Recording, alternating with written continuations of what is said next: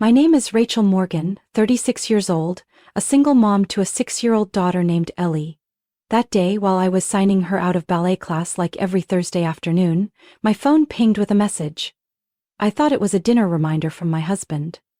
But no, it was just 3 short sentences.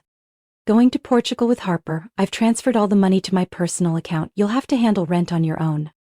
I stood frozen in the hallway, pen slipping from my hand. Ellie was still chirping, "Mom, did you bring the dinosaur cookies today?" And me. I realized my world had just been unplugged. Without a sound. Have you ever been thrown off a cliff by the one person you trusted most? If this story resonates with you, leave a comment, hit like, and follow the channel. Because what happened next wasn't just a divorce. It was a battle to reclaim dignity, for my daughter, and for myself. I met Ethan Carter at a photography exhibit in Boston, back when I was an editor for a literary magazine focused on contemporary fiction. He stood next to his black and white frames, confident but not arrogant, and when he started talking to me, it wasn't the images that caught my attention, it was the way he spoke about the people he photographed. As if he were telling stories of old friends the world had forgotten, but he hadn't. Particularly, I'm not someone who falls easily. I was raised by my mother, Evelyn, a rational, strong woman who went through a bitter divorce and raised me alone. She always taught me to stand on my own 2 feet. And yet, just 3 months after we started dating, I introduced Ethan to her, and strangely enough, she warmed to him almost instantly. "This one's stubborn, Ethan," my mom said during their first dinner together. "But, if you're patient, she'll be a partner like no other." Ethan only smiled, gently squeezed my hand under the table. "I don't want her to change a thing, Miss Evelyn. I love her exactly as she is." That simple, sweet sentence made my mother smile. And me, I believed it. I believed I'd finally found someone who didn't want to mold me into some ideal version, but loved me as I was, every edge and curve. We got married nearly 2 years later, a small wedding at the park by Crystal Lake, the place I used to dream of as a teenager. Ethan wanted something grander, but I didn't. I just wanted people who truly wished us well, and I thought I had that. At the time, I didn't know that some people were there to celebrate, but never really wished me lasting happiness. After the wedding, we moved to the suburbs of Portland. I kept up with my fast-paced editing work, while Ethan began taking photography jobs for travel magazines and weddings. He was talented, I never denied that, and the bookings came in steadily.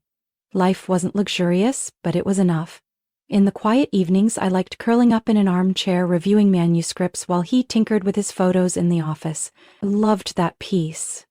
A kind of happiness that didn't need to announce itself. When I got pregnant with Ellie, things started to shift. I had to scale back my workload due to health issues. And after she was born, I decided to stay home for her early years. My mom had retired by then and helped out occasionally, and I continued doing freelance editing for small publishing houses. It was Ethan who encouraged me to stay home. "I'll take care of the finances," he said as we looked at newborn Ellie sleeping in her crib for the first time. "You've done enough. Let me carry this part." Once again, I believed him. I held on to that promise like sunlight every morning. At first it seemed fine. Ethan landed a big wedding shoot in Napa Valley, then a series of travel gigs for a popular blog. But then, small signs started creeping in. One night, I found a strange charge on the credit card. A new camera worth nearly $4,000 that he'd never mentioned.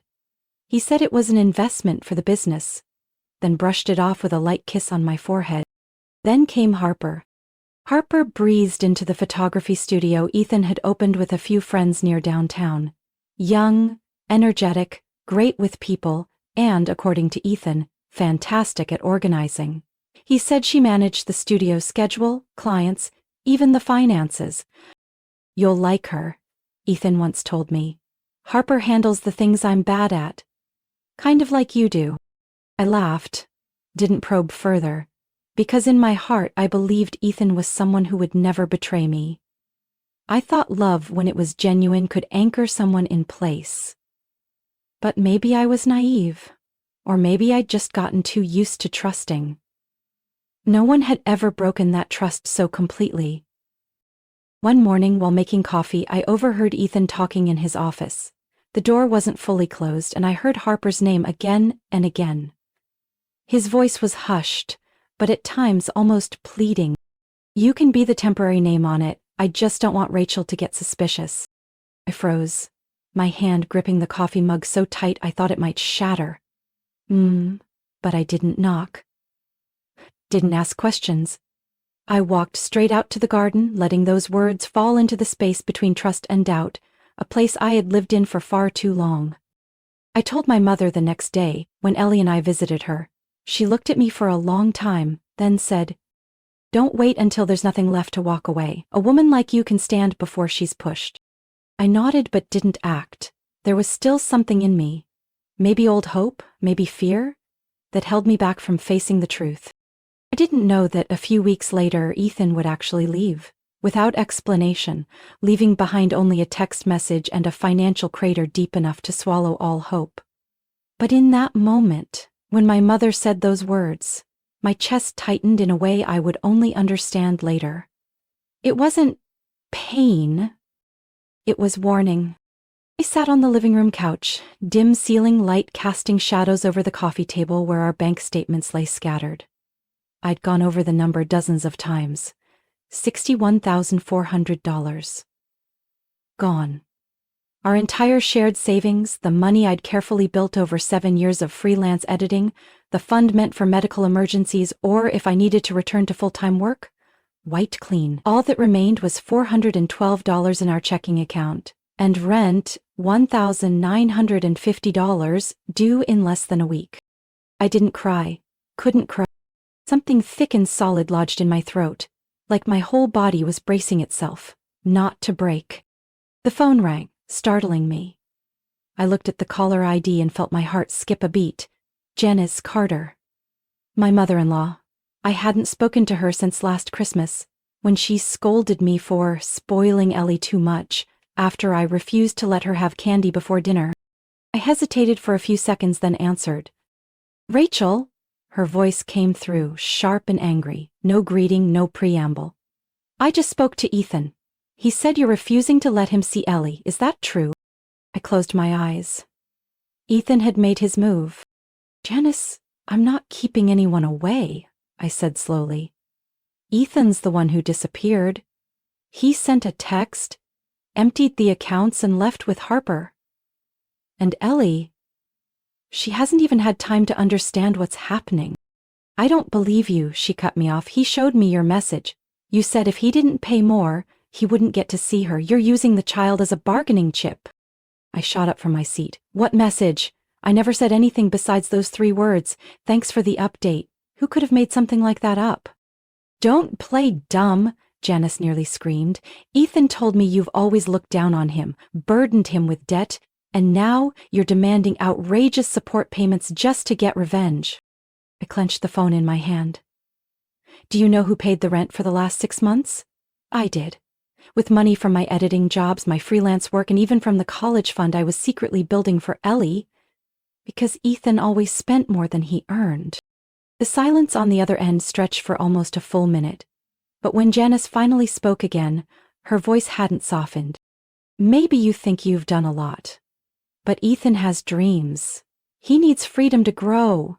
You just held him back, controlled him, caged him, and now you're doing the same thing to Ellie." I froze, breath caught in my chest. "I'm the one who takes her to school every morning, reads her bedtime stories every night, makes her meals, buys her shoes when she outgrows them. Ethan went on a week-long shoot in Oregon and didn't call once. And I'm the controlling one?" "Ethan told me," Janice said, stressing every word, "that you're planning to take Ellie to Michigan to live with your mother. If you dare do that, I'll sue for custody." My body shook. "What are you planning to do?" "I've already spoken with a lawyer. If necessary, I'll prove you're mentally unstable.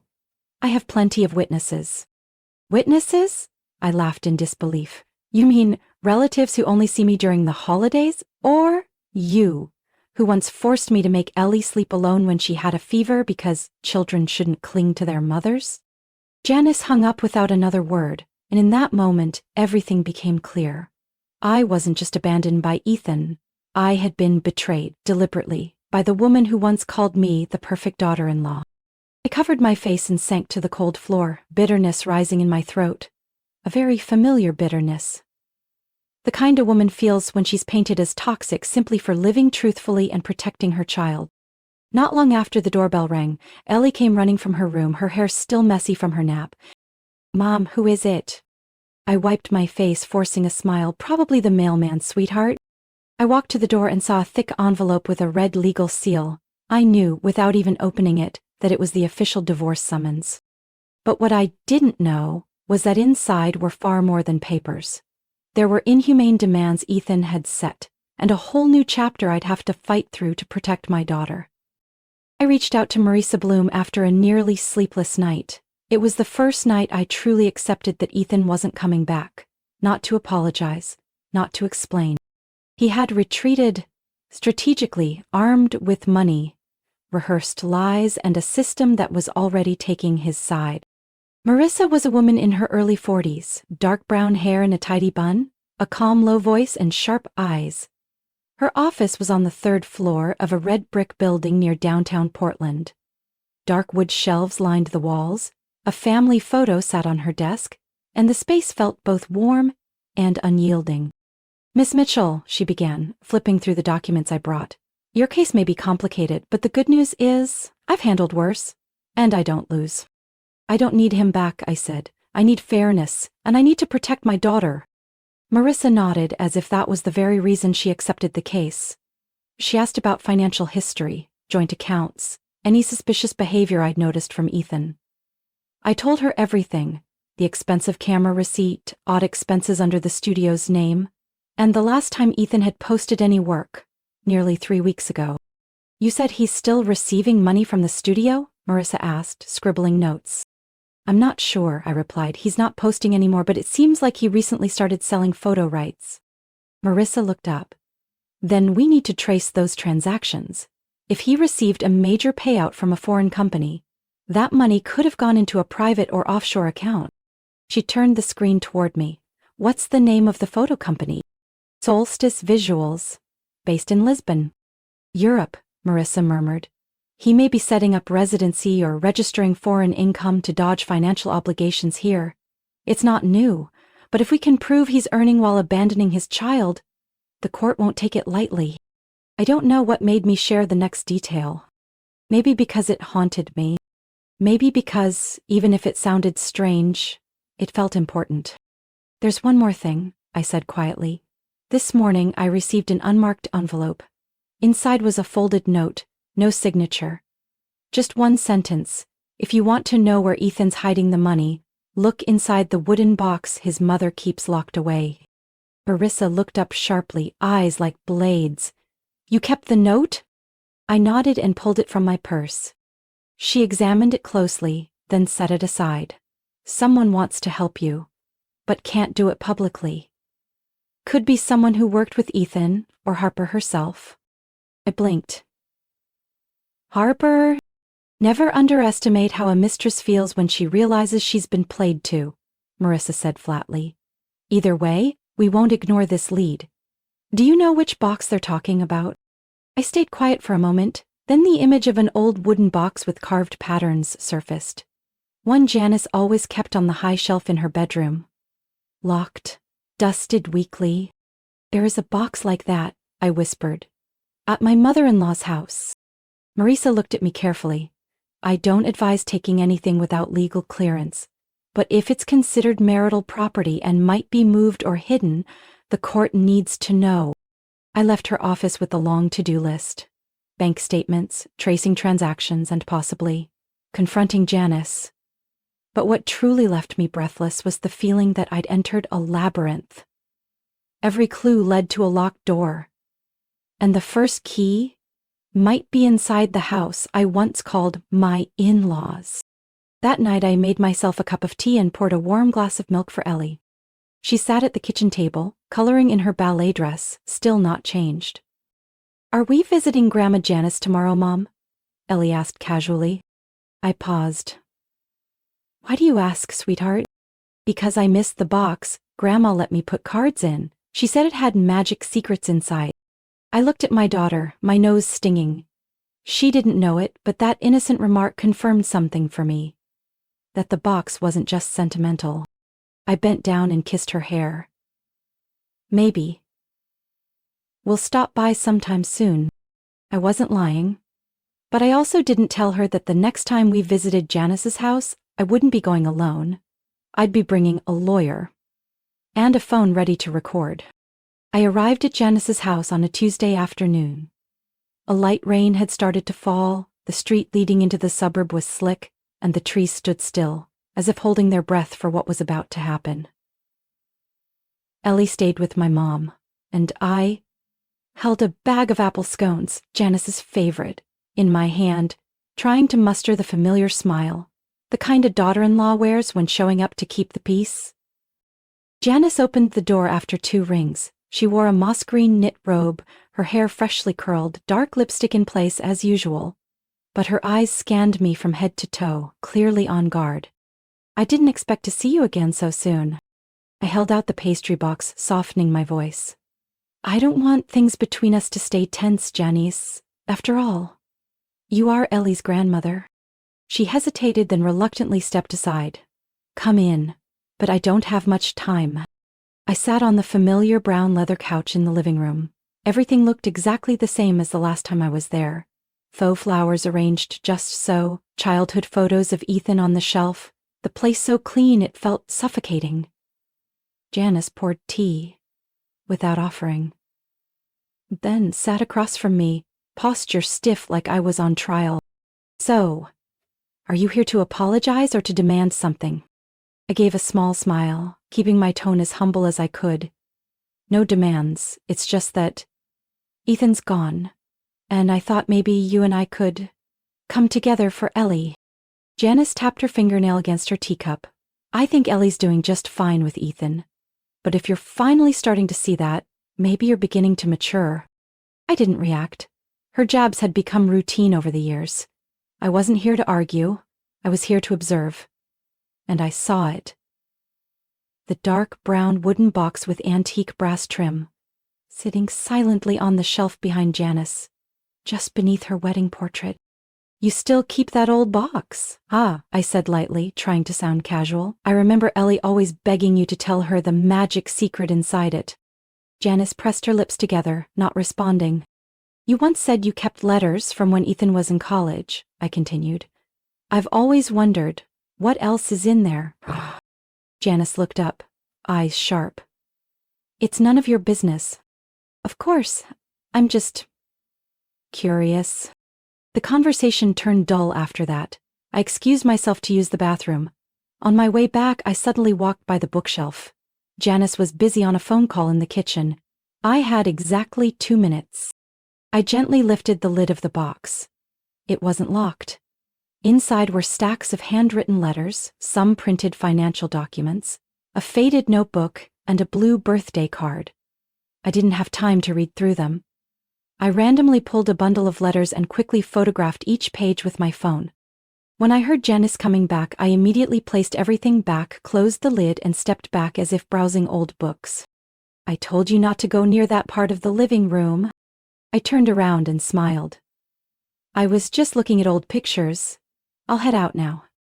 On the way home, I parked in an empty lot near the park and opened my phone, reviewing each photo. Under the dim car light, the truth appeared, clear and cruel as a slap. One letter dated July 15th, 2 years ago, contained Janice's handwriting, to Harper. If Rachel continues to show signs of instability like she did after giving birth, we can use that in the custody file. I know a good family lawyer. What we need is for Ethan to appear as the stable parent, and for her to be seen as a soft threat. My chest tightened. I remembered that time after Ellie was born. I'd gone through 3 months of mild postpartum depression. Some days I couldn't get out of bed. I cried alone in the bathroom. But I overcame it. Without meds, without hospitalization, through love and patience.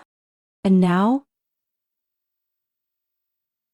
It was being weaponized. Another letter in Ethan's handwriting. I recognized his pen strokes. Read, "Thanks, Mom, for helping me get started with Harper. Without that Bermuda account, We couldn't have carried out the plan. I owe you big. Everything inside me went cold. Offshore account. Bermuda. Marissa had been right all along.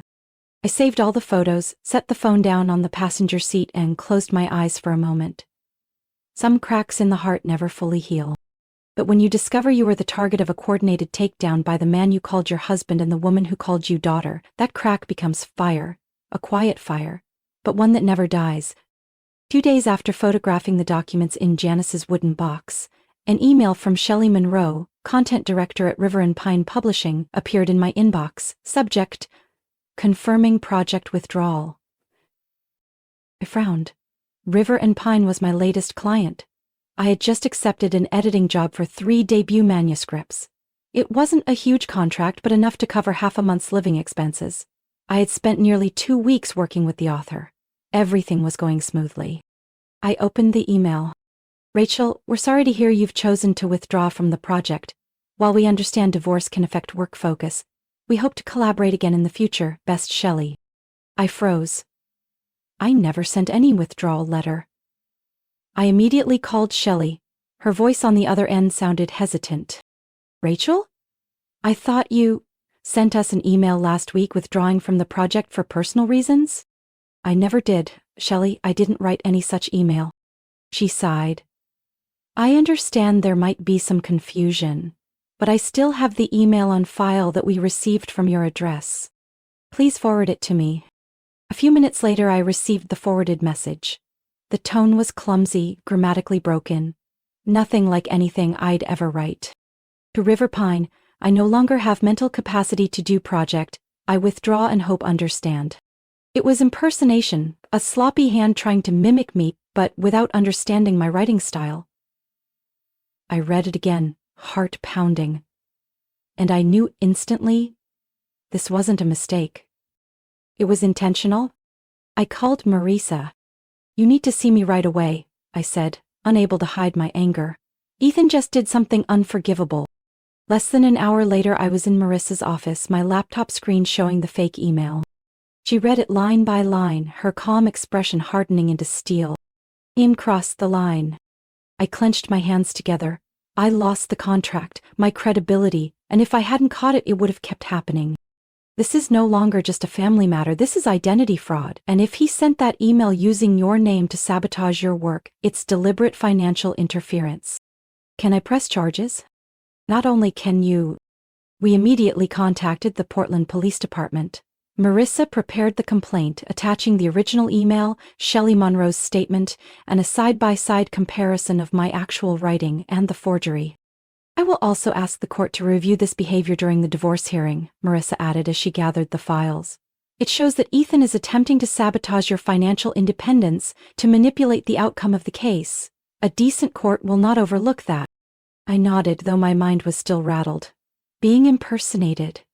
Having someone use my own name to cause my downfall wasn't just infuriating. It was a violation at the deepest level. That night, after Ellie had gone to bed, I sat alone in the kitchen, soft yellow light spilling across the old wooden table. I thought of Ethan, how he used to say, "You're irreplaceable, you have something no one else does." And now he was imitating me? My voice, my phrasing, just to weaken me. I reopened the photos on my phone. The thank you letter Ethan had written to Janice, the one referencing getting started with Harper. I once thought it was proof of betrayal, but now I saw it for what it really was. Evidence of a coordinated plan. Ethan didn't leave out of desperation. He withdrew like a chess player executing a prearranged strategy. And that fake email? It was his checkmate. I texted Marissa. We need to check recent activity on my email. If he accessed it, there might be more. She replied immediately, I'll send a technician in the morning. We'll trace the IP address. I turned off the lights, sat in the dark, and listened to the ticking wall clock. Ethan wanted me to break. He wanted me confused, cornered, disoriented, so it'd be easier to take Ellie, easier to convince the world I was unstable. But what he didn't know was this. I had survived postpartum depression. I had made it through sleepless nights, through standing in the living room clutching my baby and silently thinking, I can't do this anymore, and still made it through. Compared to that, a forged email? was merely the opening move in a battle I had no intention of losing. News that Ethan had returned to the US came to me by chance, or more accurately with a cruel sense of irony. I was making tea in the kitchen when my phone rang. It was Jenna Marks, an old friend from NYU who had studied with me and Harper.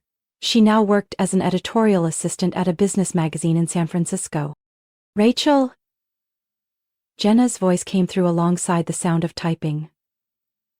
"I just saw Harper Lawson's name in a financial news segment. Thought you might want to see it." "Which Harper?" "The one your ex ran off with," Jenna said with a sigh. "She's shown standing next to an Israeli investor who backs fine art photography ventures. But Ethan, he's nowhere in the frame." I opened the article Jenna forwarded. There was Harper, beaming beside a salt-and-pepper-haired man. The caption below read, "Harper Lawson confirms long-term partnership with a Lyron Image Fund." I stared at the screen. Ethan wasn't mentioned, wasn't pictured. Harper had left him behind. That night, I received an email from a strange address. Ethan_Carter82@protonmail.com. No subject line, no greeting. "I'll be back in Chicago soon. We need to talk. Don't make this worse." I forwarded it to Marissa immediately. She called me back in under 10 minutes. "We're filing for an emergency restraining order." I nodded, voice tight. "He says we need to talk. I don't believe he means a conversation. I think he means intimidation." Marissa wasn't surprised. "Either way, we won't let Ethan near you or Ellie without legal oversight. I'll file first thing tomorrow morning. If you get flight details, let me know." 2 days later, Ethan booked a flight from Lisbon. I found out through a tech associate Marissa had hired to track his recent IP activity and transactions.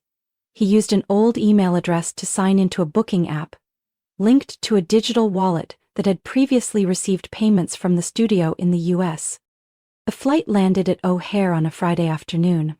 I arrived 3 hours early, flanked by 2 police officers and holding a copy of the emergency order. I stood silently in the international arrivals area, heart pounding, fingers gripping the court summons. People bustled around, airport lights reflecting off polished floors. Ethan emerged from Gate 7, backpack slung over one shoulder, wrinkled shirt, hair longer than I remembered. He scanned the crowd. Then saw me. "Rachel?" he called, walking quickly toward me, face a mix of surprise and nervousness. "We need to talk." I didn't respond.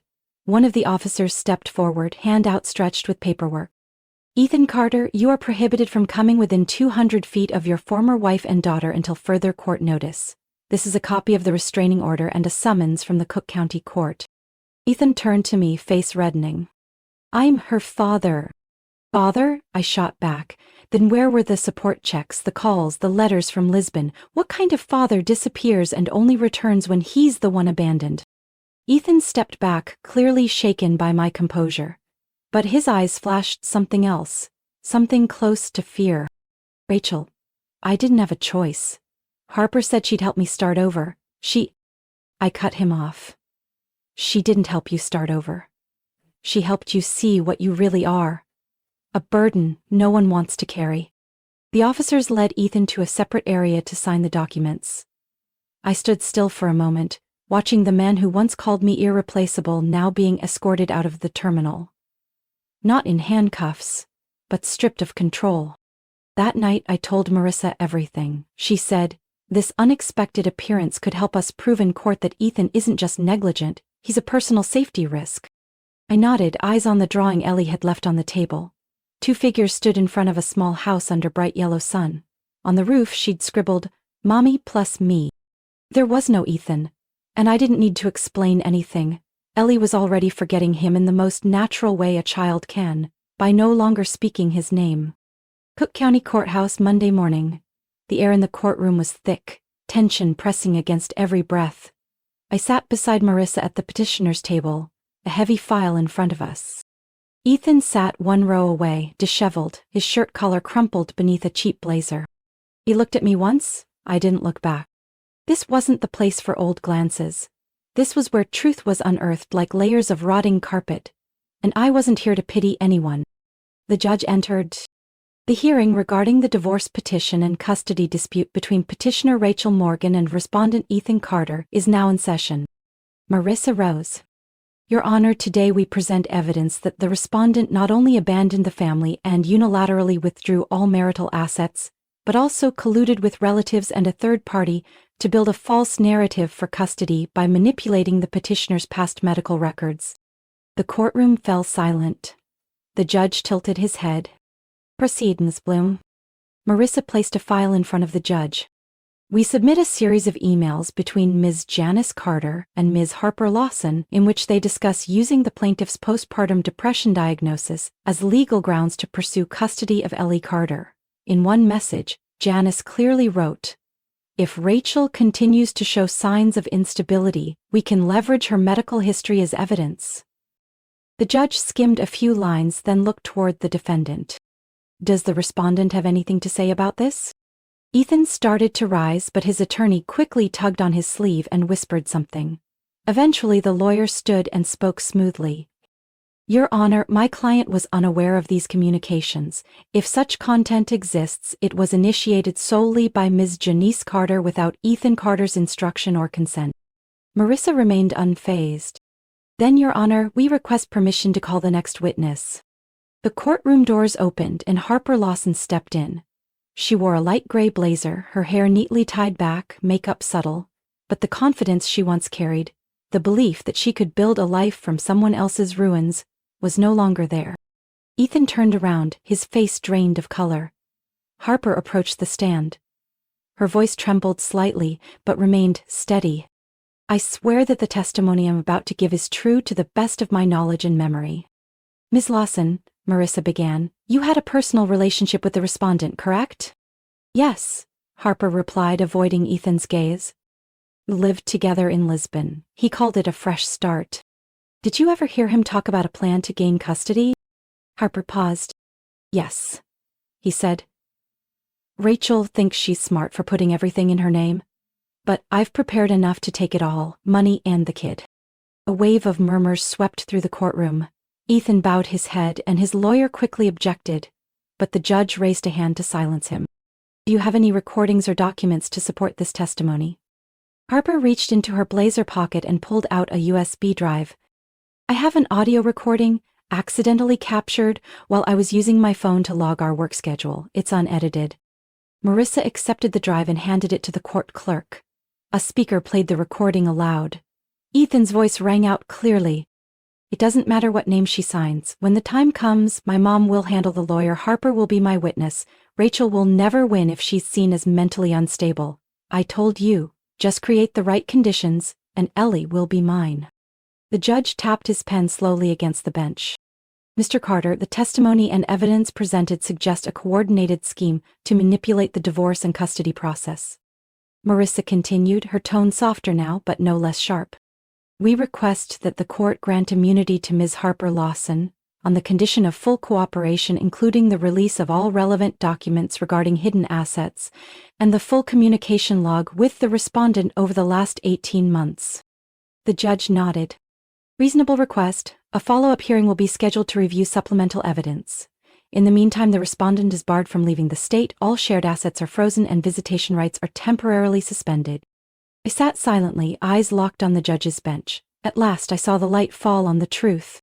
The cost of betrayal doesn't always come quickly, but when it does, it's unmistakable. Ethan lost the case. The court granted me full custody of Ellie, our shared assets including the remaining funds in the Bermuda account, the photo royalties from the Portuguese company and my years of financial contribution were restored in full. Janice was charged with identity fraud and conspiracy to commit financial deception, not just against me but also the Lisbon employer Ethan had once worked with. As we left the courthouse, Marissa gave my hand a gentle squeeze. You didn't just win the case, she whispered. You reclaimed your life. No one doubted me anymore. No one believed the story of a controlling mother or clingy wife. There was no need to strike back, the truth had done its job. In the weeks that followed, I began rearranging the small apartment Ellie and I lived in. Anything that carried Ethan's scent or shadow I boxed up carefully and shipped to an off-site storage facility. Ellie returned to preschool with a more relaxed smile. Her teacher said, "She talks about you a lot. She says, 'My mom writes books. She's the best storyteller in the world.'" I smiled and squeezed Ellie's hand as we walked past the playground. "I'm just telling the truth, baby," I said. I began writing our story, starting from that fateful message at ballet class to the courtroom where Harper stood at the witness stand. I called the manuscript Text Message Divorce the Day I Chose Me. It wasn't a book about revenge. It wasn't about bitterness. It was testimony about the resilience of a woman when everyone else pulled away, about how a mother protects her child from things she never imagined she'd face. And most of all, choosing yourself is not selfish. It's survival. The manuscript was picked up by an independent publisher right after reading the first chapter. They didn't edit much. They said, "This story is already powerful. We want to preserve your voice." I received letters from women in Arizona, Maine, even Alaska.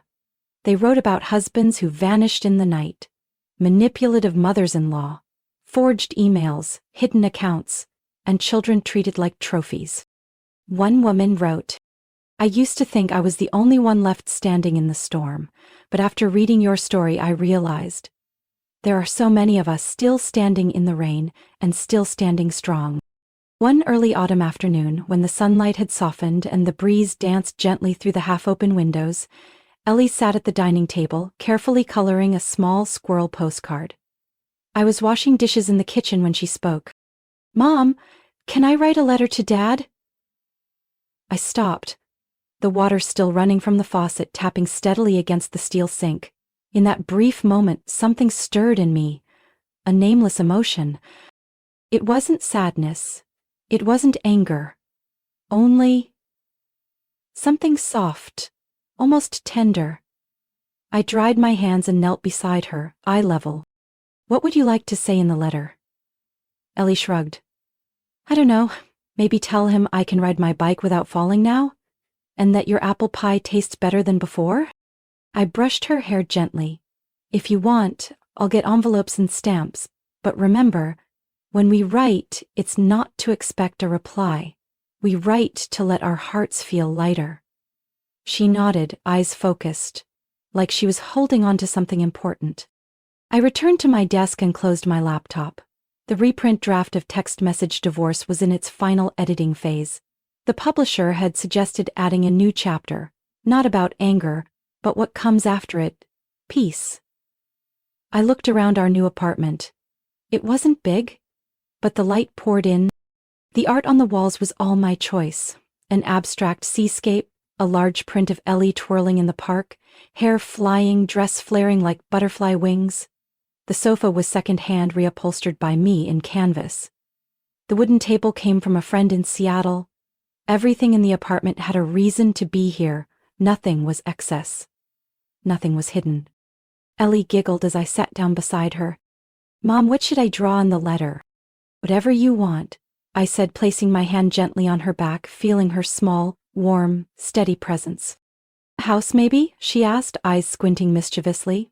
I smiled. "Sure. But not just the roof and walls.